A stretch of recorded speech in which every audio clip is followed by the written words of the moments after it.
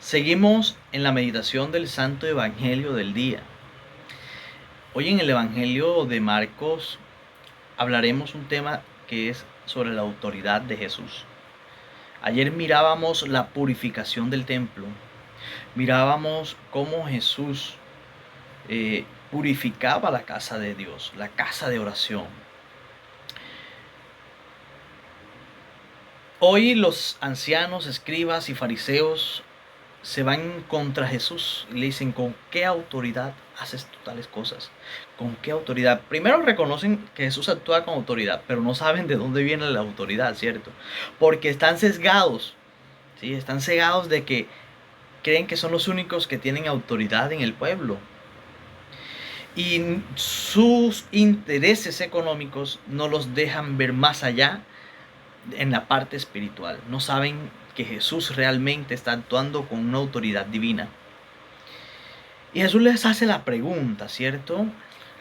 ¿El bautismo de Juan es del cielo o de la tierra? Recordemos algo: Jesús casi toda su vida pública fue con autoridad.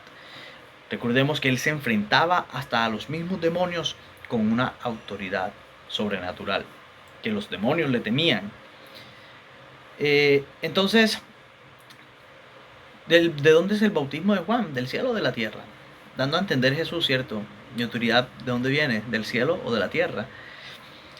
Ellos pues no están en la capacidad de responder porque realmente están cegados, ¿cierto? Por intereses propios, intereses económicos. Realmente la espiritualidad del pueblo no les interesa para nada, porque todo lo han convertido en un negocio. Oiga, y esto es una cuestión delicada, ¿sí?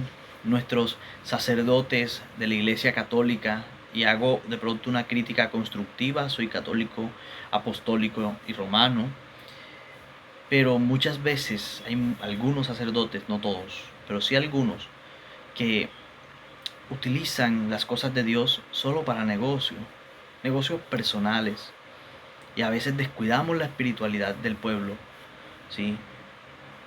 Soy un laico comprometido, que amo a la iglesia y quiero lo mejor para la iglesia, y a veces descuidamos la espiritualidad del pueblo.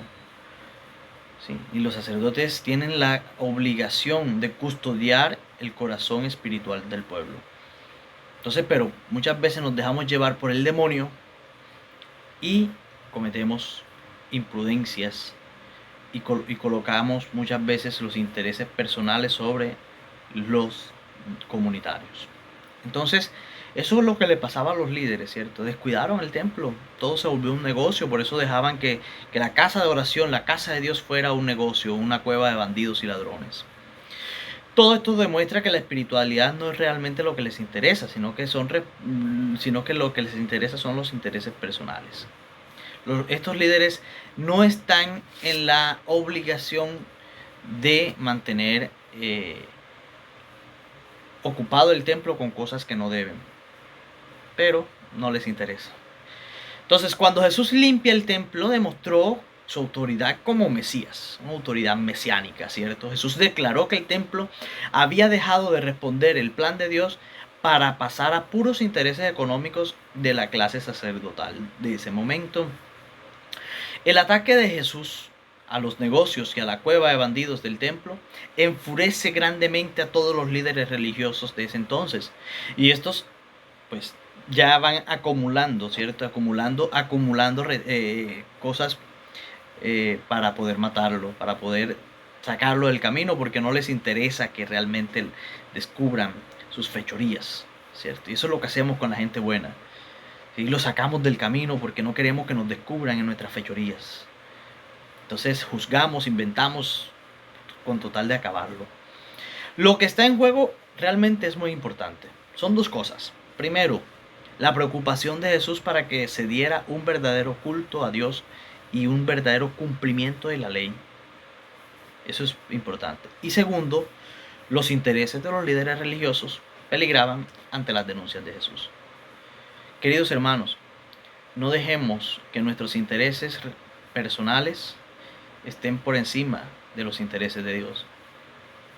Como católicos ¿sí? Como cristianos que somos, tenemos que buscar actuar como Jesús. Denunciar la corrupción, denunciar la injusticia, denunciar la falta de fe. Que Dios te bendiga en este día.